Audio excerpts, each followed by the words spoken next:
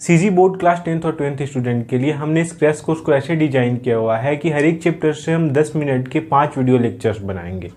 इनमें हम उन इंपॉर्टेंट टॉपिक्स को कवर करेंगे जिनसे प्रीवियस ईयर के क्वेश्चन पूछे गए हैं, जिनसे फ़ायदा ये होगा कि 40 से 50 मिनट में आपके एक चैप्टर प्रिपेयर हो जाएंगे और आप इजीली 90+ स्कोर कर सकते हैं। 5 दिसंबर से कंटिन्यूड इस कोर्स में मैं सीजीबीएसई सपोर्ट की तरफ से आप सभी का वेलकम करता हूँ। पहला टॉपिक इसमें है हमारा संयोजकता। अब देखो संयोजकता क्या होती है, बहुत सिंपल सी चीज़ है। ये हम पढ़े हैं 9 से ही पढ़ते आ रहे हैं कि एक तत्व होता है, उसमें कई कोष होते हैं और उन कोष में इलेक्ट्रॉन रखे होते हैं। लास्ट के मतलब कि अंतिम कोष में 8 इलेक्ट्रॉन पूरे करने ही करने हैं। नेचर ने ऐसा रूल बनाया है कि 8 इलेक्ट्रॉन आप पूरे कर लेते हो तो आप स्टेबल कंडीशन में माने जाते हो कि आप स्टेबल हो। तो इसके लिए हर एक तत्व ये चाहता है कि उसके लास्ट सेल में, लास्ट कोष में, अंतिम कोष में 8 इलेक्ट्रॉन रहे। अब ऐसा तो होता नहीं है कि हर में 8 इलेक्ट्रॉन होता है, तो 8 इलेक्ट्रॉन ना होने की वजह से ये क्या करते हैं जो तत्व होते हैं कि अंतिम कोष में, अगर एक एग्जाम्पल हम लेते हैं, एक लेते हैं ए एक तत्व है, इसका कोष जो है पहले कोष में 2 इलेक्ट्रॉन, दूसरे में 8 और तीसरे में 1 है। तीसरे में 1 है, अगर ये 1 को बाहर निकाल देगा या 7 को ले लेगा तो इसमें कितने इलेक्ट्रॉन हो जाएंगे? 8। 8 कैसे हो जाएंगे? अगर ये 1 को बाहर निकालेगा तो 8 कैसे हो जाएंगे? तो 1 को बाहर निकाल देगा तो अंतिम कोष ये नहीं गिना जाएगा, उसके नीचे वाला कोष अंतिम कोष गिना जाएगा जिसमें 8 इलेक्ट्रॉन है। इसके पास 2 ऑप्शन है, 1 को बाहर निकाल दे, इसको अंतिम कोष बना दे, या 7 ले ले। 7 ये ले नहीं पाएगा क्योंकि इसके पास इतनी ताकत नहीं है। तो इसलिए ये क्या करता है, 1 को बाहर निकाल देता है। 1 जैसे ही बाहर जाता है तो सिर्फ इसके पास ये 8 वाला ही कोष रह जाता है, मतलब यही अंतिम कोष माना जाता है जिसमें इलेक्ट्रॉन है, और ये अपने अष्टक को पूरा कर लेता है। तो इस कंडीशन में एक इसने इलेक्ट्रॉन को लूज कर दिया तो इसकी संयोजकता क्या मानी जाएगी? कितनी थी? 1। लेकिन दूसरा तत्व ले लेते हैं बी में देखो हमने एक ऐसा ड्रॉ किया, इसमें भी 2 इलेक्ट्रॉन थे, दूसरे वाले में 8 और तीसरे वाले में 7। अब क्या ये इसको भी 8 पूरा करना है? क्या ये 7 दे देगा किसी को? नहीं, ये 1 को ले लेगा। तो इस कंडीशन में भी इसकी संयोजकता कितनी है? 1। ठीक इसी तरह से 2 हो सकता है, इसमें भी 2 हो गया, इसने 2 को दे देना है तो इसकी संयोजकता कितनी? 2। अगर इसने क्या किया, इसमें 6 है तो ये 2 को ले लेगा, इसकी संयोजकता कितनी? 6। क्लियर संयोजकता के बारे में?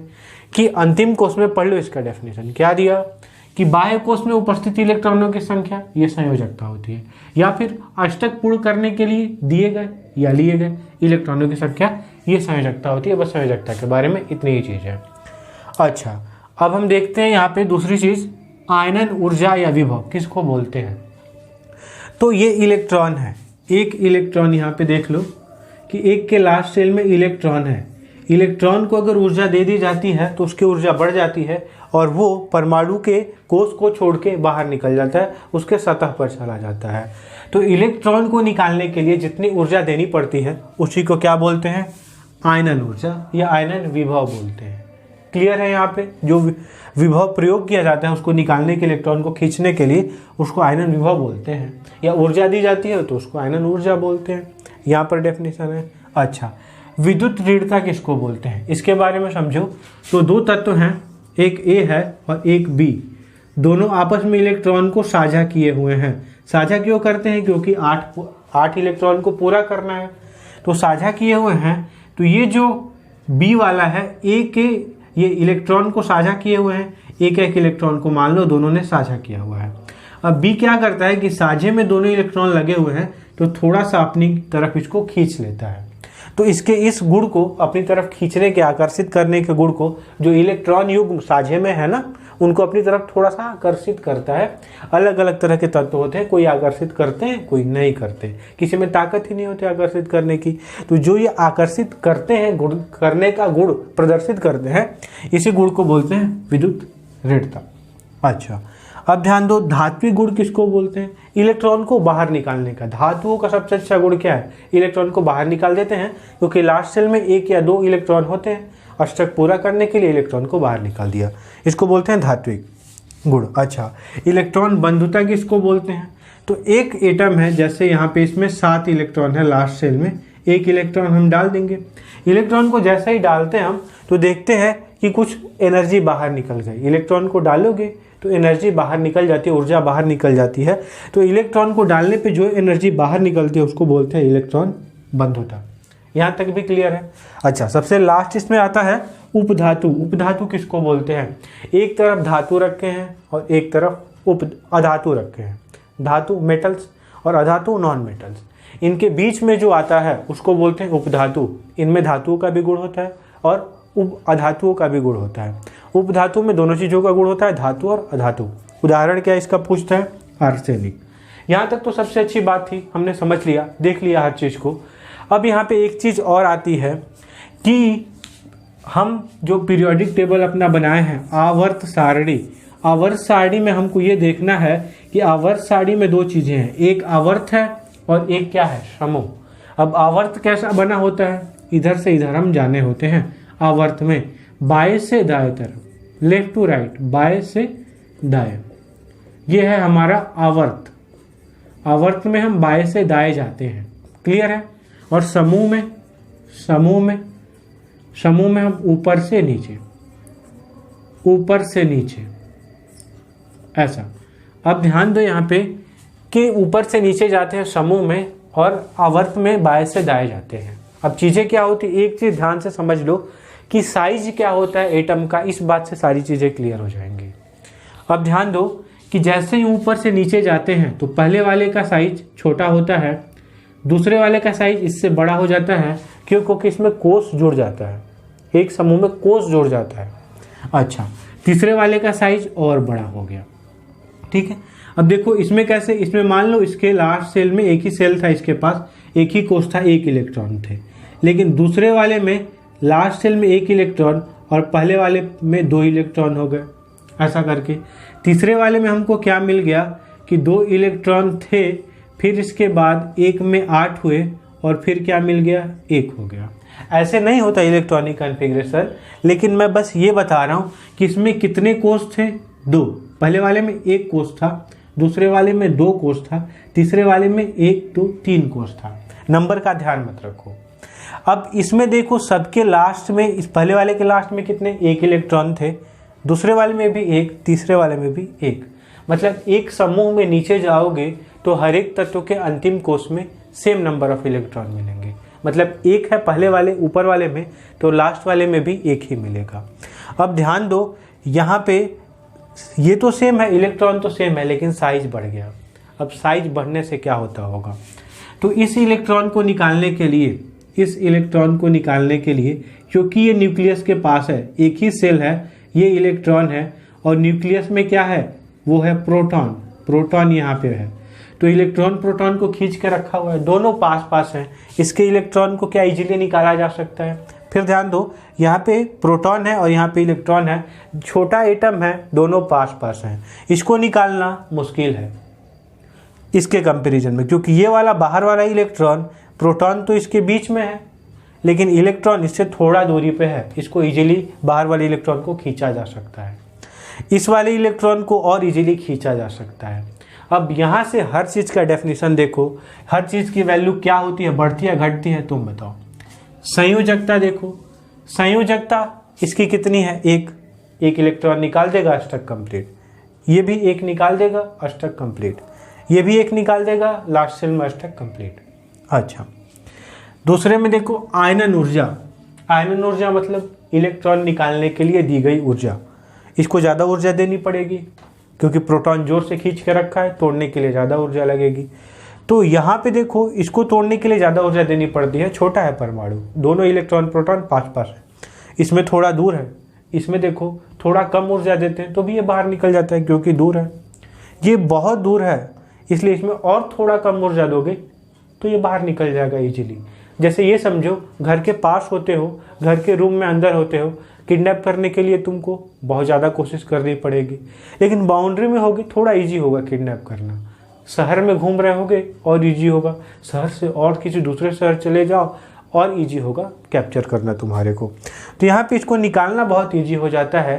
निकालना इजी होना मतलब आयनन ऊर्जा इजी हो जाना। आयनन ऊर्जा का कम होना। तो आयनन ऊर्जा समूह में हम देख रहे हैं, समूह में आयनन ऊर्जा ऊपर से नीचे जाने पे कम हो जाती है। इस बात को तुम लिख लेना अपने कॉपी में, मैं यहाँ पे नहीं लिख रहा।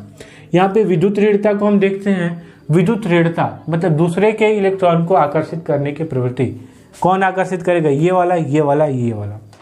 इसका प्रोटॉन पास है, अगर किसी से ये कोलैब भी करता है, किसी को अट्रैक्ट भी, किसी के साथ बॉन्ड भी बनाता है, किसी के साथ अणु भी बनाता है मिलके, तो इसका प्रोटॉन इसके इलेक्ट्रॉन से, साझे वाले इलेक्ट्रॉनों से पास पड़ेगा। ये इजीली प्रोटॉन इसके इलेक्ट्रॉन को अपनी तरफ खींचेगा क्योंकि साइज छोटा है। ये थोड़ा दूर पड़ेगा साझे वाले, अगर इलेक्ट्रॉन यहाँ पे हैं तो यहाँ पे साझे वाले इलेक्ट्रॉन है तो ये बहुत दूर पड़ेगा। मतलब ऋण विद्युता भी क्या होती है? घटती है।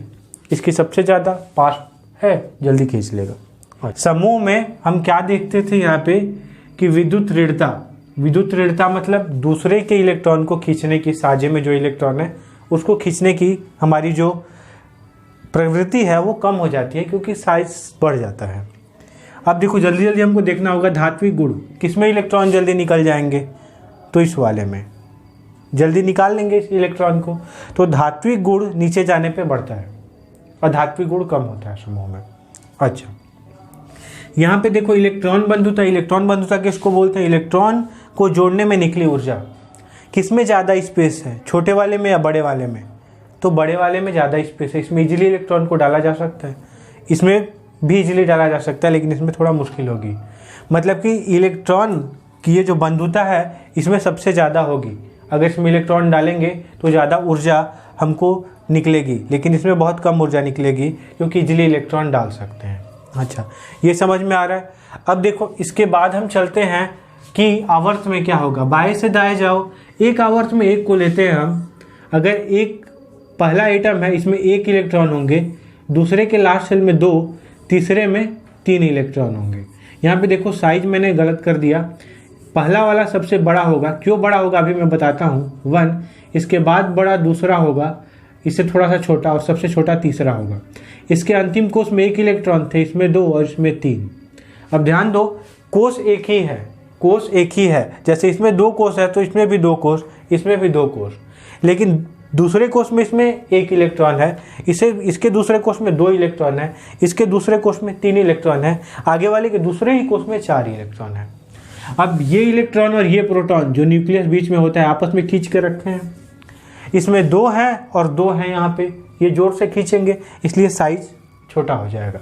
3 है और यहाँ पे प्रोटॉन 3 है तो ये आपस में और जोर से खींचेंगे। मतलब इधर जाते हैं तो साइज छोटा होता जाता है, परमाणु का आकार, लेकिन समूह में बढ़ता जाता था, ये ध्यान रखना। अच्छा, अब देखते हैं संयोजकता क्या होती है। संयोजकता, इसमें 1 थी, इसमें 2, इसमें 3, आने वाले में क्या मिलेगी? 4, लेकिन उसके बाद क्या हो जाएगी? 5, फिर उसके बाद क्या हो जाएगी? 6। अब ध्यान दो कि 4 तक तो बढ़ रही है संयोजकता, लेकिन जैसे ही 5 पहुँचते हैं इलेक्ट्रॉन तो ये 3 इलेक्ट्रॉन को ले लेंगे, 6 वाले 2 इलेक्ट्रॉन को ले लेगा, इसके बाद 7 आएगा वो 1 इलेक्ट्रॉन को ले लेगा।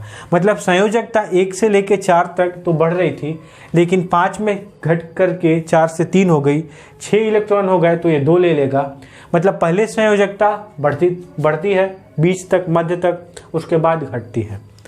दूसरा देखते हैं इसमें विद्युत ऋणता। सीधी सी बात है, जैसे आगे जाते जाएंगे और छोटे छोटे होते जाएंगे, और जितना छोटा होगा कोई भी चीज़ उतना ही अच्छे से इलेक्ट्रॉन को खींचेगा जो साझे में इलेक्ट्रॉन लगे हैं, क्योंकि उसका प्रोटॉन साझे के इलेक्ट्रॉन से उतना ही पास होगा। तो सीधी सी बात है, ये जो है क्या बोलते हैं, विद्युत ऋणता, ये ज़्यादा होगी। इलेक्ट्रॉन आयनन ऊर्जा को देखते हैं इलेक्ट्रॉन निकालने के लिए। किसमें इलेक्ट्रॉन निकालना ईजी होगा? ये, क्योंकि बड़ा है। ये छोटे होते जाते हैं और उसके बीच का लगने वाला इलेक्ट्रॉन प्रोटॉन के बीच का लगने वाला बल ज़्यादा होता जाता है, तो इलेक्ट्रॉन निकालने में कठिनाई होती है। धात्विक गुण देखते हैं, इलेक्ट्रॉन देने की प्रकृति। ये इजीली इलेक्ट्रॉन देगा क्योंकि एक ही इलेक्ट्रॉन है, फोर्स कम है। यहाँ फोर्स बढ़ता जाता है तो धात्विक गुण कम हो जाता है और धात्विक गुण बढ़ने लगता है जैसे ही हम बाएं से दाएं जाते हैं। इसके बाद देखो हमारा आता है इलेक्ट्रॉन बंधुता। इलेक्ट्रॉन बंधुता मतलब इलेक्ट्रॉन को जोड़ने में निकली ऊर्जा। किस में ज़्यादा ऊर्जा खर्च करने पड़ेंगे? इसमें इजीली हम इलेक्ट्रॉन को डाल सकते हैं क्योंकि इसमें ये बड़ा है, स्पेस ज़्यादा है, और इसमें जैसे जैसे आगे बढ़ते जाएंगे ऊर्जा ज़्यादा निकलती लगेगी, ऊर्जा ज़्यादा हमारी लगेगी डालने में, मतलब निकलने वाली ऊर्जा भी उतनी ही होगी। तो ऐसे ये सारे टॉपिक थे, यहाँ पे मैंने क्लियर कर दिया है। वीडियो को ज़्यादा से ज़्यादा बच्चों तक शेयर किया करो, टेलीग्राम पे जाके ज्वाइन हो जाओ। वीडियो देखने के लिए बहुत बहुत थैंक यू, मिलता हूँ अगले वीडियो में।